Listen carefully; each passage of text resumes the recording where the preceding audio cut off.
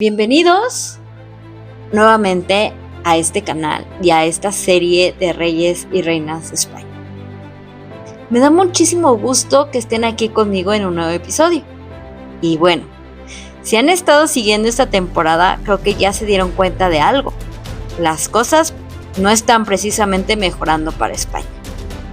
En los últimos episodios hemos visto cómo Carlos IV llegó al trono, cómo la Revolución Francesa comenzó a cambiar el panorama de Europa, cómo apareció Manuel Godoy y cómo Napoleón Bonaparte empezó a convertirse en una de las figuras más poderosas del continente. Y en el episodio pasado dejamos la historia justo en un momento bastante complicado.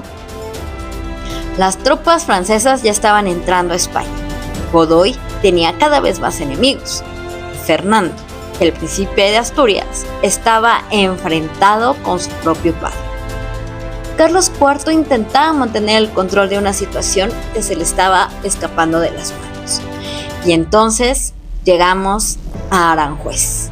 Y créanme, lo que ocurrió ahí no fue precisamente una pequeña protesta.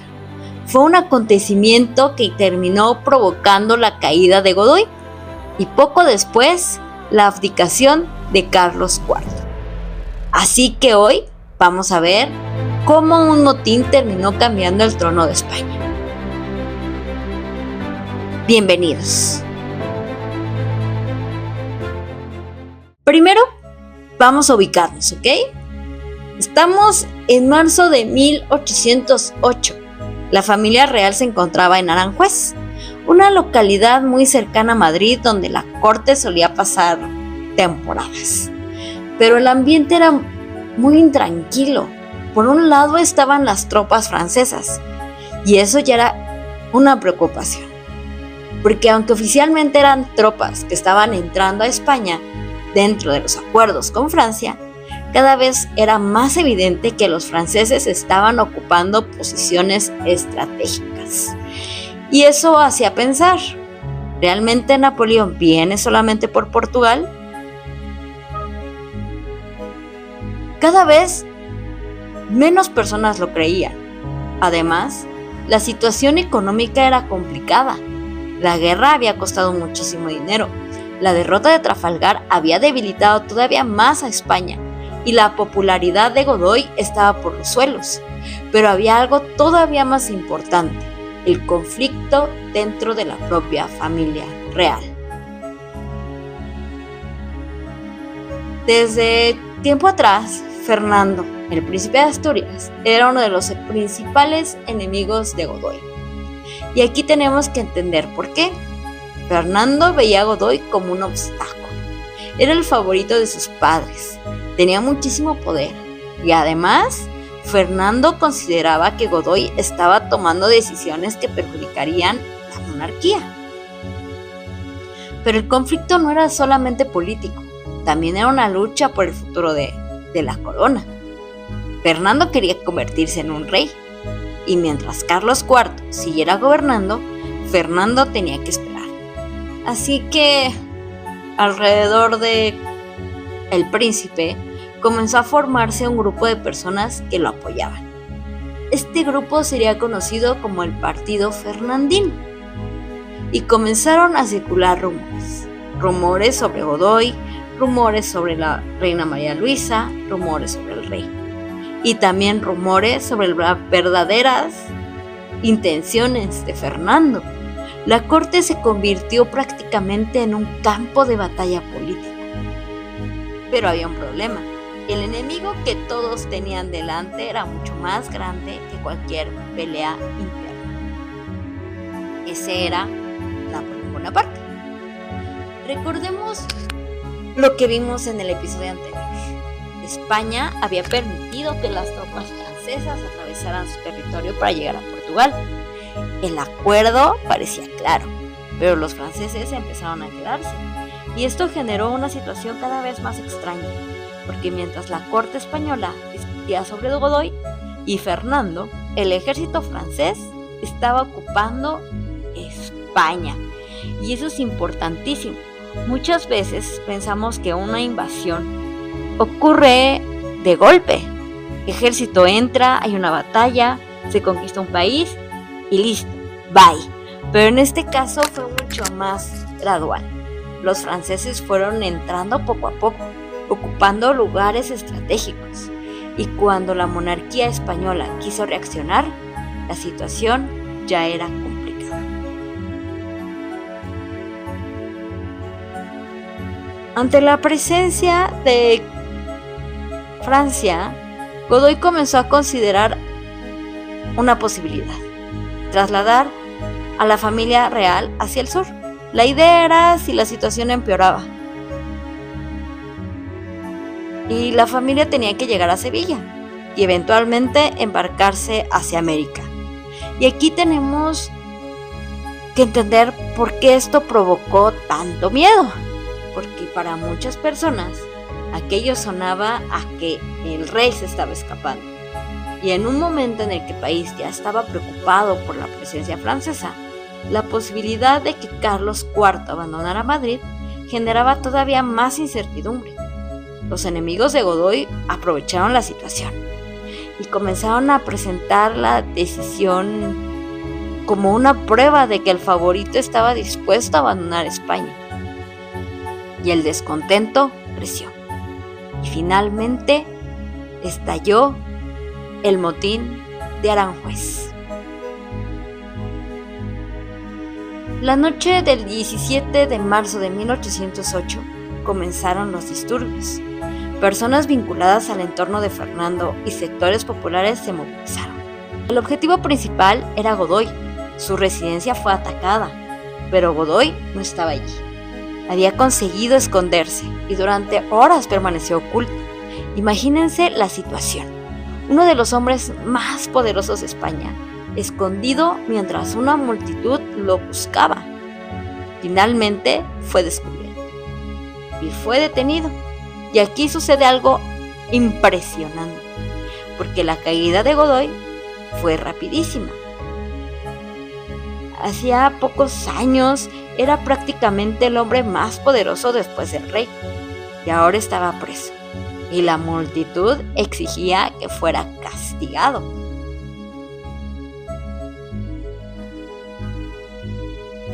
Carlos IV intentó proteger a Godoy, pero la situación ya estaba fuera de control, y entonces ocurrió algo que cambiaría la historia de España.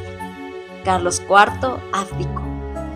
El rey renunció al trono en favor de su hijo, y así el príncipe de Asturias se convirtió en rey, Fernando VII.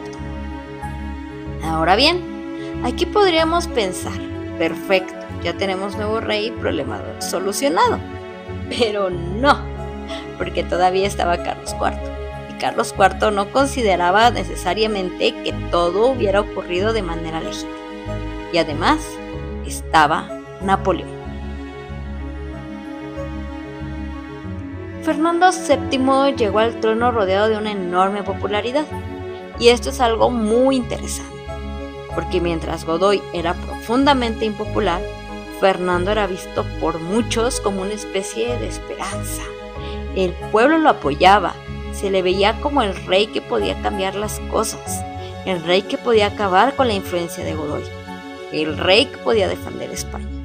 Y por eso comenzó a aparecer una imagen de Fernando como el deseado.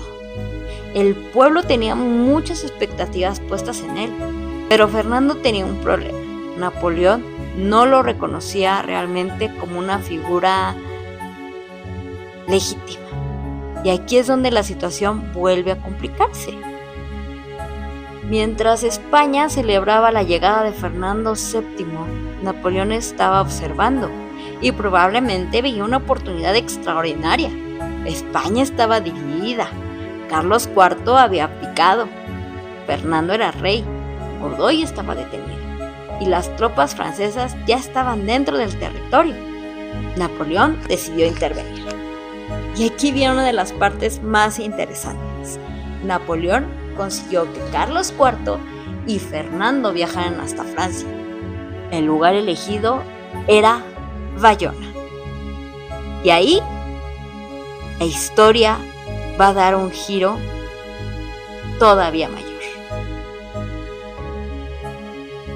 En Bayona, Napoleón presionó a Fernando VII. Carlos IV también estaba allí. Comenzó una situación verdaderamente complicada.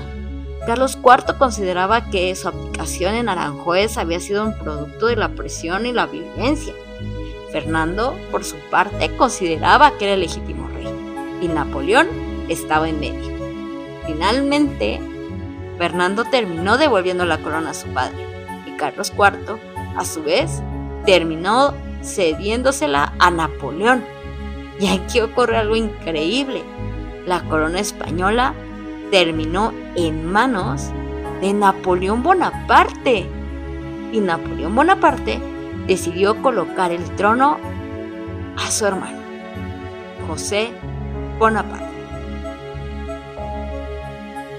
Sí, un hermano de Napoleón iba a convertirse en rey de España.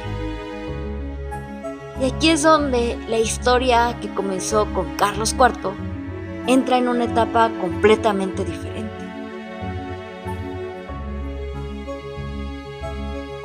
Y aquí algo que quiero dejar muy claro, que Napoleón colocara a José Bonaparte en el trono no significaba que los españoles estuvieran de acuerdo. De hecho, todo lo contrario. La situación provocó un enorme rechazo, y allí llegamos a uno de los acontecimientos más famosos de nuestra historia: el levantamiento del 2 de mayo de 1808. Pero eso lo vamos a dejar para el siguiente episodio, porque ahí sí vamos a entrar de lleno en la guerra de independencia. Y aquí quiero hacer una pequeña pausa, porque cuando uno ve todo esto desde afuera parece una locura. Primero tenemos a Carlos IV, después Fernando, después Godoy, después Napoleón, después José Bonaparte. Y uno piensa, ¿pero quién está gobernando España? Y justamente esa es la cuestión. La monarquía española estaba atravesando una crisis de legitimidad, y Napoleón supo aprovecharla. Pero también tenemos que reconocer que el problema no comenzó con Napoleón. La crisis venía de antes. La economía estaba debilitada. Había problemas políticos. La monarquía estaba dividida. Godoy tenía muchísimos enemigos. Fernando estaba enfrentado con sus padres, y las tropas francesas ya estaban dentro de España. Napoleón simplemente encontró el momento perfecto para intervenir. Y eso es algo que vamos a ver muchas veces en la historia. Las potencias extranjeras pueden aprovechar una crisis interna. Pero si el país no está dividido, es mucho más difícil que esto ocurra. Antes de terminar, quiero hablar un poquito de Godoy, porque llevamos varios episodios hablando de él y ahora prácticamente desapareció del poder.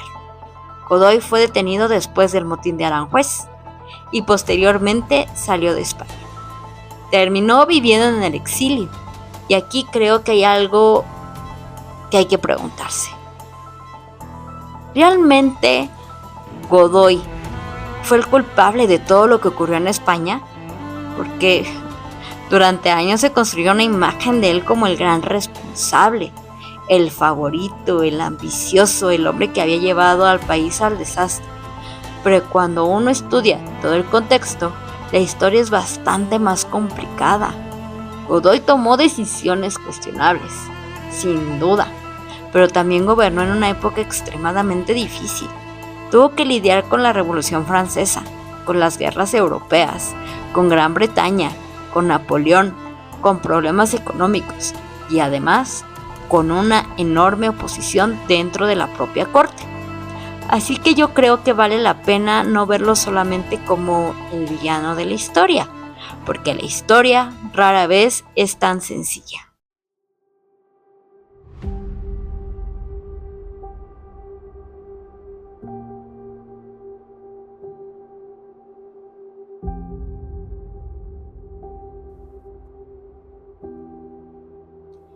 Y bueno, hasta aquí vamos a dejar este episodio. Hoy vimos cómo el motín de Aranjuez terminó provocando la caída de Godoy y la abdicación de Carlos IV. y cómo Fernando VII llegó al trono. Pero también vimos que mientras España celebraba el cambio de rey, Napoleón estaba preparando algo mucho más grande. Porque Fernando VII apenas tuvo tiempo de disfrutar su corona. Y Carlos IV tampoco había terminado su historia. Los dos terminarían frente a Napoleón en Bayona. Y de ahí saldría una situación que cambiaría completamente el rumbo de España. En el próximo episodio vamos a hablar de José Bonaparte, del levantamiento del 2 de mayo y el comienzo de la Guerra de Independencia.